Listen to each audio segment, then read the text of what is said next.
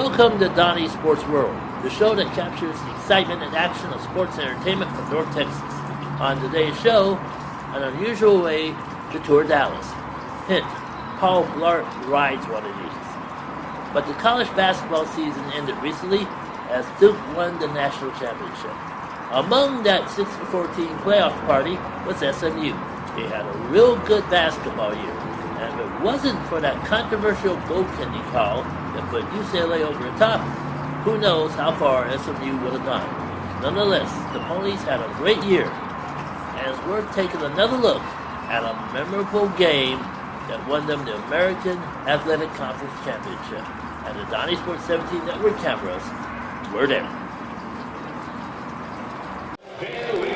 Presents the 2014-2015 American Athletic Conference.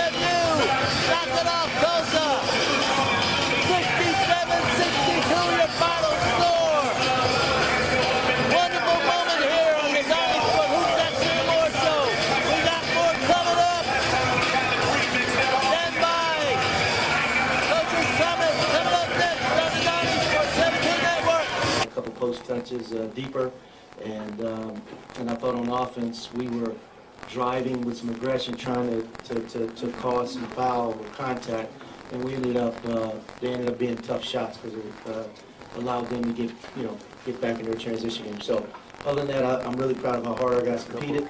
I thought we put ourselves, we played like a team, one of the better teams in this league, and I'm really proud of that. Dan, just talk about your shooting performance today. Outstanding. I came in this game just focused, just ready to play. The championship was on the line. Just trying to play to win. All of your points came from behind the three-point range. Have you ever had a game in your entire life where you take everything from that far out? Yeah, growing up, just shooting the ball. I just wasn't worried about that. I was just trying to make plays for my team, trying to stay in the game. Did you sense that you kind of adjustment for SMU on you for the second half? They did an outstanding job defensively. As you can see, they won the game. But, my teammates was finding me. Shaquille was, driving, putting pressure on the defense and kicking it out. I was able to knock down the shots. What's the takeaway for you? Is it more a special day of doing that or the disappointment of not being tournament or conference final? We fell short of the championship, but we played hard. I'm proud of my team. SMU is a very good team all around. Just losing ain't fun. So, but hats off to SMU. Coach, it seemed like Brandon was frustrating Yannick and Marcus early in the game. What changed in that second half where they got some more touches and better looks down low? You're asking me? Okay.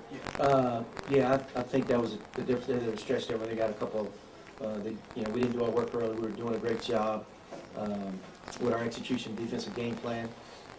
We know that was where their advantage was in the front line. Those four guys are outstanding players, and I thought for the most part our guys fought.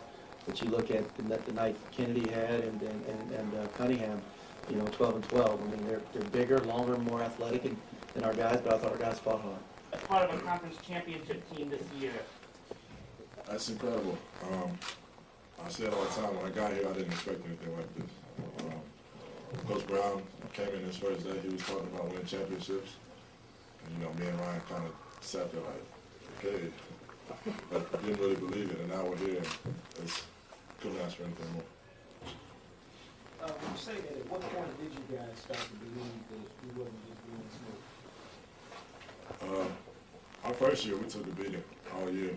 And then last year, Yannick came in, Marcus, Nick, were able to play, and, we had more talent. And obviously a great coach, and I think last year was when it kind of started turning around. I'm guessing the standards changed when Larry got here. Was there ever a point for both you and Ryan where you were like, man, I don't know about this guy? You know obviously the success from the past, where you're just going like, man, I don't know if I'm cut out for this. As the standards change, you got to start to elevate. I don't think the standards have changed since, like Kenny said, since when he got it from day one, it's been high expectations. So that's not going to change. He's going to coach everybody hard and treat everybody the same. So, there's no change in what Coach Brown does, and I think that's helped us get to this point. From the previous staff, where you're like, okay, this is different. Oh, yeah, it was different, but, it's all for the better. Talk about the physicality of that game. It kind of got chippy. That's what y'all need. No, that was, the game was not physical at all. I just let my emotions get to me. My mom made through my senior night, so I kind of get the team on my head. But those two guys that helped me a lot with this game, so I appreciate you guys for that. What would you say about the primary difference between this year's team and last year's that may have hopefully put you in a better position to get that NCAA tournament berth? I'd say experience. We got everybody back. We've had a year under coach, and everybody knows what to expect. Can you guys rest easy on the tournament front? No. Doing that. No way. Do you think if last year happens differently, maybe that answer's different? Yeah. I mean, I still believe we should have got in last year, but the only guarantee is to win this tournament coming up, so that's what we have on our plate now. You guys kind of cleaned up a little bit of some of the little mistakes in the first half and limited their second chance points and all of that. What was said in the locker room after? Nothing really. You know, we've been here before. We've been in this situation plenty of times, and I think that's the difference from this year's team. I think when adversity hits us, we kind of fight through it. Last year, I don't think we did that too much, and so I think that's one of the main things. Coach Brown didn't really have anything bad to say at halftime, so we just, you know, all stuck together in the second half when we came out with this. Go ahead. Larry, the guys were just in here saying from day one, not this season, when you got here, it was championship. But you lose a man in the summer, you lose Keith mid-year, you lose a couple other guys. Is there any point in the back of your head where you're going, man, I don't know about championship this year. There's a lot of stuff going on. Well, one, I don't think we'd be sitting here with winning a championship without Matt's contribution. You know, it leaves me with Sean and Nick and Ryan and Emmanuel and Kevin. You know, those guys are pretty special kids. But when we got here, you know, I think we just felt with all the things SMU has to offer, you know, going in the Big East, you know, having this new facility in the works, with all the terrific players, you know, in this area, we thought we had a chance to be good, but, you know, this year's been difficult. You know, I thought if we had a manual, you know, I think maybe Gonzaga gets us, but that's it. And he doesn't come, and we don't have time to, you know, replace him. That was tough. And then losing Keith the way we lost Keith was, I still haven't gotten over that one. I still don't understand that one. Justin's situation was tough, so with all that happening, other guys had to step up. And, you know, that gave us a chance to win. And that makes it even more special, you know, when you have to fight adversity, because we didn't handle it very well last year. And, you know, on a Sunday last year, we found out we were going to play here. I think after today, I'm hopeful we don't have to play here till next year. Give Cannon the start on the senior day, and he responds with 12 and 12 before fouling out, but talk about his play and Marcus's for that matter. We don't, you know, we've been starting Ben and Yannick, but all four of them, you know, I think deserve to play. There's no doubt in my mind, you know, we're not Kentucky or Wisconsin or teams like that with size, but our four guys pretty darn good. And I was, you know, I think we were all happy that Yannick and Cannon and Ryan could start. Even happier that they got to cut down the net, you know, last year, and hopefully 7. There are many ways to discover Dallas: by car, by train, by foot. One day I decided to do it a little bit more creative, by Segway. A while back I did the Dallas Segway tour, and it was lots of fun. I even mounted a helmet cam on top of my head to give you a little different perspective. Later on, I'm going to do an update on the Dallas Segway tour here on Donniesport'S 17 Network. But enjoy the Segway ride. I wouldn't recommend it. So refreshing. We're going to stop right here. Remember, this is all electric. Yeah. Say, this cabin right here. Oh, that's John Neely-Bryant. That's who? John Neely-Bryant. Yes, sir. Yeah. He was the founder of Dallas Uh-huh. in 1841. Yes. He settled here living in a cabin Uh-huh. similar to this. This is one of many replicas.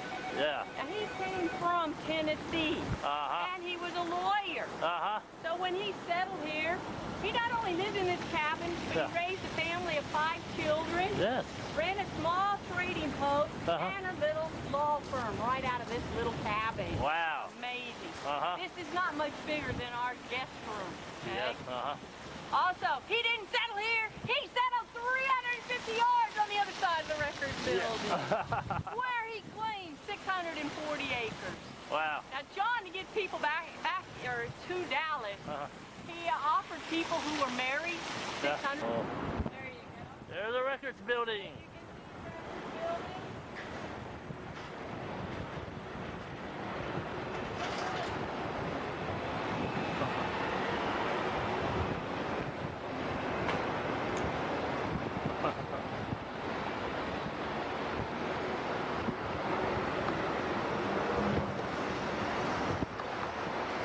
Believe it or not, he settled right out here on the east side of Dallas. He right there on that. he settled on the east side of the Trinity River.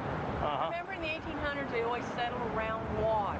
Yeah. Do you see water out there? Would you believe out there where you see all the cars, Highway 35, the Trinity River corridor once flowed right down that path? But it kept flooding Dallas out, so instead of moving Dallas, they decided they'd just relocate that river. Yeah. Now that river, they did that, like I said, in 1928. They moved it a half a mile west into the 92. It's made of sandstone and gray granite.